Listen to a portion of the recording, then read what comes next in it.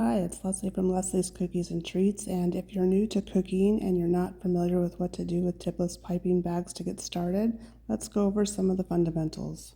So if you're using tipless bags like I am, you're going to want to press your icing bag together and pinch the tip so that the seam side is up, and you're going to just keep pinching the tip until you have a nice flat bag and the icing is pushed down, and you're going to want to cut a tiny hole.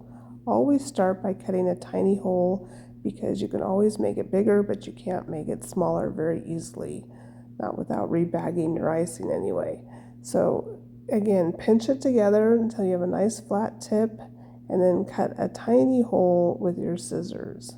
Try to cut straight across and not at an angle, because this will give you a nice straight round line. And if you find that your icing is curling as you're squeezing the piping bag and trying to draw your lines, it might be because your hole is not straight. So again, you're going to want a tiny hole if you're doing details or small areas.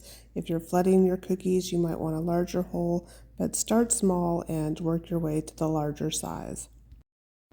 Now, if you cut your hole too big, you can take another piping bag, put your icing right inside, and recut your hole, this time cutting it much smaller.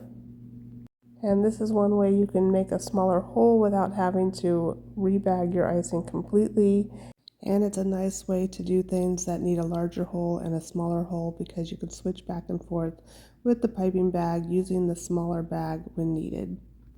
And when we're all done decorating for the day and we want to put our icing away so we can finish tomorrow, this is what I do. So I will pinch the tip of my bag and bring all of my icing down to the bottom. I will fold over the tip, and then I just take a piece of Scotch tape and tape the folded bag shut. I usually fold over a bit of the Scotch tape to make a tab so that it's easy to pull off the next day. And when I want to use the icing the next day, I'm just going to grab that tab and pull the tape off. But before I do that, I might want to massage my bag a little bit if I haven't been using the icing for a while, just in case the icing's separated. It can kind of remix it while it's in the bag. And that's it. Now we're ready to decorate. Thanks for watching. I hope you found that helpful. Please hit the like and subscribe button. I have new tutorials every week. Bye.